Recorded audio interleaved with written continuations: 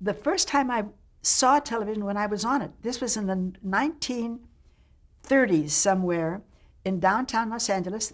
I was paid $5 to come down and be a person to be on television. And I didn't even know what it was. They took me into the makeup room and put black lines around my eyes, blackened up my eyebrows, did black circles around my nose, my mouth, and around my hairline. And that picture was shown from one room to another. And then they had somebody else who sat in, and I was able to see what television was going to be. Many, many years later, in the early 40s, I became the color girl for RCA, for NBC.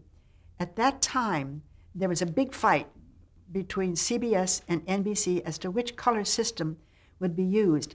CBS had a wheel, a color wheel that spun very fast, and the color was gorgeous, very clear.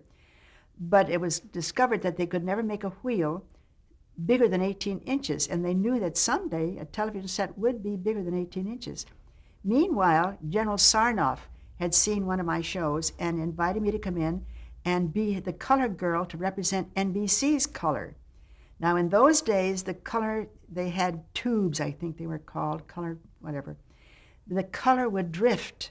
It would, if the green tube would go a little bit green and the red tube would get a little purple.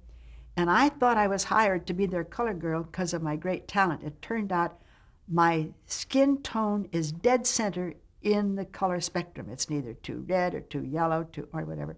I was hired because of my skin. But my job was to be able to be available at any time. General Sarnoff had somebody that was important, congressman, senator, FCC, anybody. And we had a half-hour show with Ema Sumac, that crazy girl who was supposed to be from South America and had a voice that only birds could hear. And then we had the little budgies. They did the little act where they pulled the trailer back and forth, the little teeny tiny birds. And then I sang a couple of songs. They were able to show how they could bring the color down to look like a moonlight. And that was a very, very important thing to be able to do with the RCA color. And I did that for 2 or 3 years, I think. No, a couple of years. I had to be available. I had to call into the studio, call General Sarnoff's office every hour in case somebody had shown up. I was in makeup all day long, and I was doing a show at night, High Button Shoes. And so that places it around 1944, 45, somewhere in there. And I made more money doing General Sarnoff's show than I did my whole theatrical career, I think. I got paid for each program.